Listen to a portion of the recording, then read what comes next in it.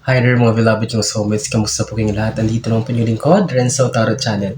Para bigyan po kayo ng isang soulful and meaningful na tarot reading dito lamang po sa inyo lagi na bagan sinusubaybayan pinakamahal Renzo Tarot Channel. Mega shoutout po sa aking lahat ng soulmates sa buong Pilipinas at sa buong mundo na laging nakaabang nanonood. Maraming salamat po sa inyong walang sawang tiwala, support at pagmamahal. And kapag bago po kayo sa ating channel at nagustuhan nyo pong reading natin ngayon o nakaresonate kayo, don't forget to comment, nagbabasa at reply po sa mga comments. Like and share, and of course, don't hesitate to subscribe po para mas lumawak po ang ating channel at mas marami po ang audience na marating ng ating mga videos. Sige? And I am praying and I'm hoping na nasa mabuti kayong kalagayan. You are healthy, you are safe, and of course, you are happy. Ang ating reading ngayon ay alamin natin ang kapalaran ng anong mga ganap na dapat asahan sa buwan ng February 2026 ng ating mga pinakamagnanas sign ng Cancer. Okay? Cancer, Sun, Moon, Rising, Venus para sa inyo ang reading na ito. I know that you're so excited and nag-aantay talaga kayo sa reading na to for February 2026. Last one shuffle and kunin na natin ang yung 10 baraha. Okay, perfect. Okay, let's begin. Spirit Universe, Spirit Guides, Angels, Ancestors, 10 cards please for our February 2026 reading for Cancer. Spirit Universe, Spirit Guides, Angels, Ancestors, 10 cards please for Cancer. Maraming salamat po. Hindi po ako magsasawang pasalamat sa inyo sapagkat kung wala po kayo, ay wala po ang success ng Renzo Tarot Channel.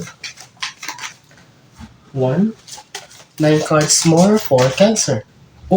Nagpakita. Balik natin. Kunin ko ito. So, we got 3 cards already. 7 cards more for Cancer. So, sa mga bago po sa ating channel, baka magtaka kayo bakit parang ang kalat o ang gulo ko mag-shuffle. Yes, pasensya na po, dyan po ako komportable. And just focus in the reading. Kasi dito po tayo nakakakuha ng mga magagandang barahan na nakaka-resonate ang karamihan. Okay, Spirit Universe, Spirit Guides. Last 5 cards please for, kaob natin to, kunin ko to. 4 cards more for Cancer. Spirit Universe, Spirit Guides, Angels, Ancestors. Sorry. Yun. Nahulog na dalawa. Last two cards, Spirit Universe, Spirit Guides. Ayun, dalawa. Sakto. Okay, Cancer. Your 10 cards are now complete. Using lang natin ang deck and sisimula na tayo agad-agad. Let's begin. February 2026, what to expect para sa iyo, Cancer. Let's begin with your opening card. 7 of Wands. So, Cancer from February, expect na merong mga konting confrontations o konting mga parang hindi pagkakaunawaan sa mga tao sa paligid mo. It's because there are some na madidiscover ka or malalaman mo na there are some people na parang sinisiraan ka or they want you to fail. Okay, naiingit itong taong na to kaya kung ano-anong mga salita or ano-anong mga kwentong ginagawa sa iyo na wala namang katotohanan or maybe they are doing something to piss you off para magalit ka or to test your patience. Okay, comes February, be vigilant, be cautious, maging maingat sa mga tao na yung pagkakatiwalaan, but malalaman mo to, makikilala mo to, but what I can say is ito yung mangyayari, but my advice for you, Cancer, kahit makikita natin sa mga susunod na baraha is that if you can still hold on with your patience or kung hindi man kaya talaga na hindi mag-react, please react accordingly or calmly kasi baka mamaya medyo lumala yung sitwasyon. But if kayang-kaya mo na dead man na lang muna or wag na muna papatulan, please do it. But comes February, meron talaga mga taong ito-test ang patience mo. Okay? Then, Moon. So, this Moon card represents your emotions. So, February will be a very emotional month for you, Cancer. That's why your emotion will be heightened. Magiging outburst talaga. That's why sabi ko nga, advice ko, maging mahinahon kasi baka mamaya hindi mo kayanin sumabog na talaga. It's because you will be really pissed off. Talaga mapipikon ka, mapupuno ka. Kumbaga, talagang kakalisin yung takalan because sobra-sobra na yung ginagawa, yung mga paninira na ginagawa sa iyo ng taong yan. But you need still a little bit hold on with your patience. Habaan pa ng konti, ng pasensya. It's because baka mamaya parehong yung emotion ay magsalpukan at baka mamaya mauwi sa pisikalan o kung ano mang medyo mas malalang problema. Okay? This moon will be revealing, kumbaga magkakaroon ng revelation. That's why talagang susugurin mo or talagang mag-react ka dito sa mga tao sa sitwasyon na ito. But still, sabi ko nga, you need to react in a calm way or at least in a diplomatic way kung kaya pang pag-usapan ng maayos or mahinahon ay yun ang kailangan gawin. Hindi mo man kontrolado ang maaring mangyari but kung ang makokontrol mo ay kung paano ka mag-react or kung paano ka i-deal ang sitwasyon na maaring dumating para sa'yo. Okay? So, pangatlo, Nine of Pentacles, may kinalaman daw sa pera or ang usaping pera ang magkakaroon ng confrontation or parang pagtatalo or miscommunication sa taong yan. Okay, maybe that person ay parang na-deal mo na before, parang nakasalamuha mo na or nakasama mo na, actually pinagtiwalaan mo rin, but because of money matters with this Nine of Pentacles, ay yan yung magiging ugat ng inyong parang magiging sigalot or gusot sa relationship nyo. Okay? Kasi of course, Cancer, you've been so hardworking, naging masipag ka para makapag-ipon, para makapagpundar, makapag-save. And you trusted also of this person or these people, but now you feel betrayed, tatry at the same time, bukod sa natulungan mo to, ikaw pa yung lalabas na masama. That's why of course hindi magiging maganda yung reaction mo. Your patience will be tested with these people, but pinapakita nitong Nine of Pentacles na isa sa dahilan ng magiging miscommunication or parang confrontation comes February ay may kinalaman sa usaping pera. Okay? So, let's continue. Tower. So, February, there will be ending, massive ending. There will be a downfall sa what is this? Sa pagiging, I can say the word, parang pagiging doble cara ba? What is that? Parang plastic. So, with the moon card, there will be revelation. Mare-reveal kung sinong totoo, kung sinong dapat pagkatiwalaan mo comes February. So, this Tower card, the universe is telling you, Cancer, na meron talaga siyang tatanggalin, mga taong hindi nakakatulong sa'yo, sa circle mo. You will be cutting off these people. You will be cutting situations, mga habits, old habits that is not relevant, hindi na talaga nakakatulong sa'yo at bagkos, nagkakos pa ng nakakadagdag pa sa toxicity or negativities, and it also serves as a blockage with the blessings or the positive vibes na dapat mapasok sa'yo. But expect comes February, may mga matatanggal na tao, may mga makakat off na relationship, friendship, o kung ano man yan, talagang kapag nangyari yan, you will be surprised, but you should remember that si universe ang gagawa niyan for your own good, for your own safety, for your own sake, Cancer. It's because they are not worthy of your time, they are not worthy of your honesty, and of course, they are not worthy of your loyalty and love. Okay? So, panglima, oh, look at this one.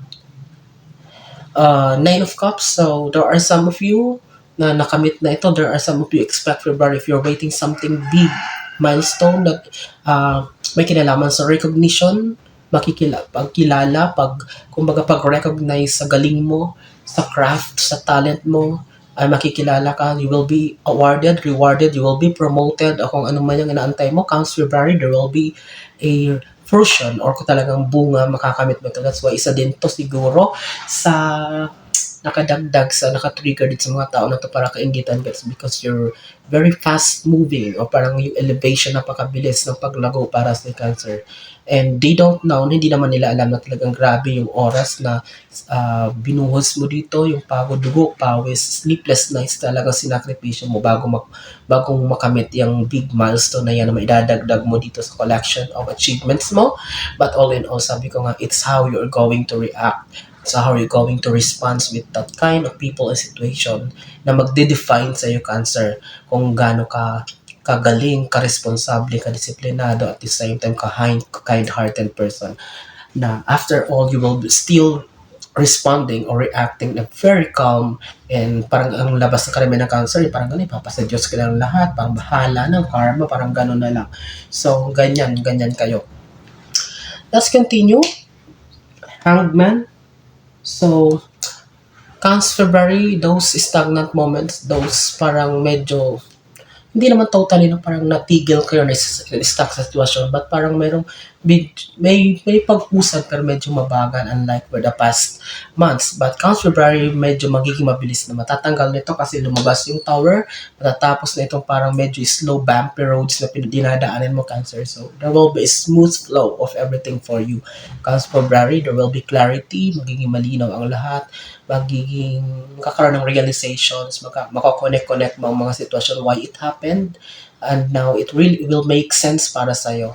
This hangman card signifies that those moments are already over, so talagang you are going to move forward very smoothly. Comes February, talagang magiging malinaw sa ang lahat, Cancer.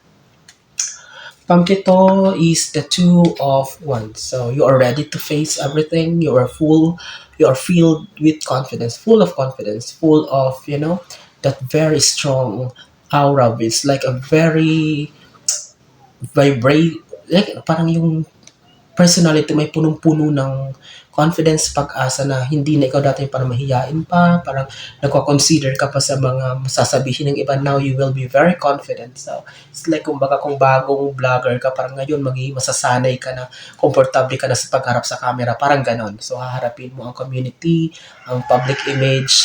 So like outside world filled with so much confidence, Cancer, malayong malayo sa dating mga panahon past months na parang tahimik lang, medyo nahihiya pa. But now, comes February, people will be surprised.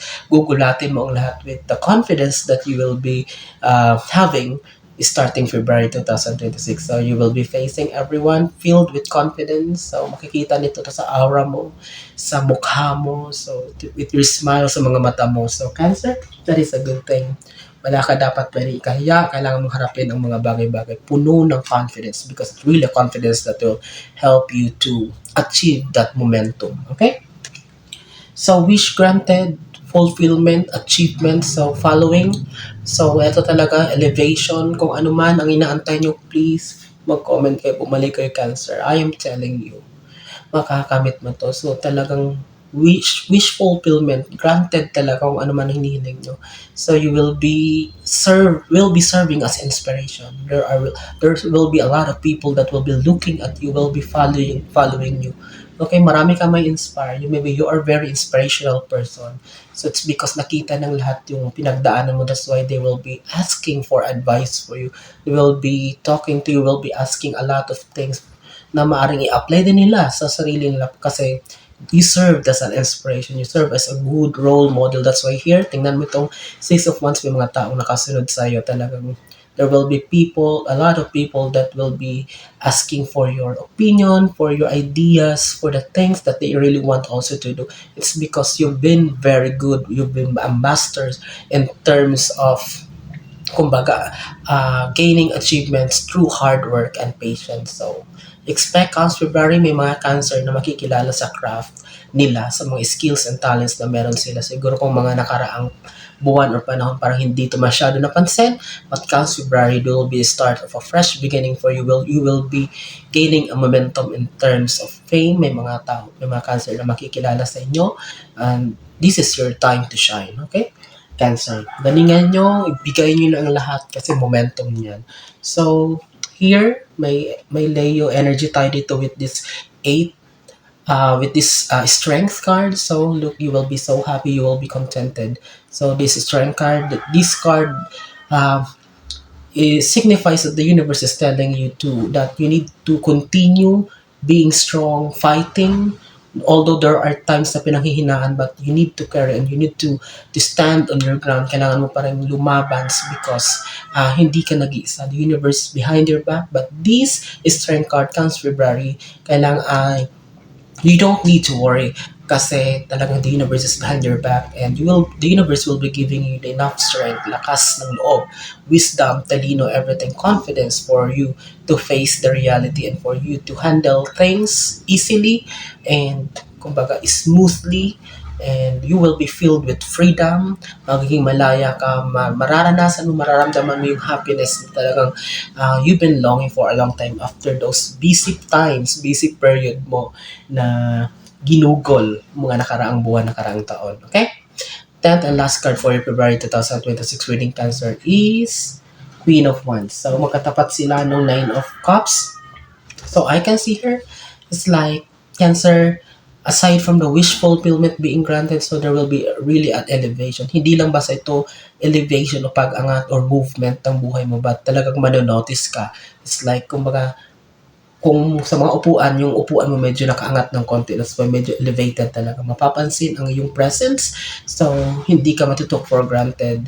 People will be considering your ideas, lalapitan ka, they will be asking for your expertise, hingan ka ng advice.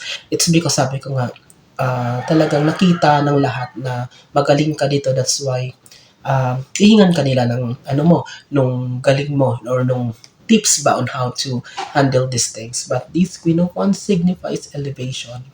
Okay? Elevation, at the same time, it will boost your confidence. At the same time, it will humble you. Okay? The best thing is you need to keep your feet on the ground, Cancer. Whatever achievement, success na makamit mo, kasi you are guaranteed by the universe, but still you need to keep your feet on the ground kasi ito yung lalong mag-aangat sa inyo. But all in all, this is a very beautiful reading for February 2026 for you, Cancer. I hope and I pray na maraming nasa sign ng Cancer makapanood to ngayon. And ulitin ko, kapag naka-resonate po kayo, nagustuhan yung ating reading ngayon, wag niyo po kayong kalimutan na mag-comment, like, and share. And of course, don't forget to subscribe our channel. Maraming salamat po sa inyong walang sawang tiwala, suporta, pagmamahal. Simula noon hanggang ngayon ay andyan po kayo. Maraming salamat. Nasaan mo kayo ngayon naroroon? Ano man ang ginagawa nyo, mag-iingat kayo lagi, and God bless us all.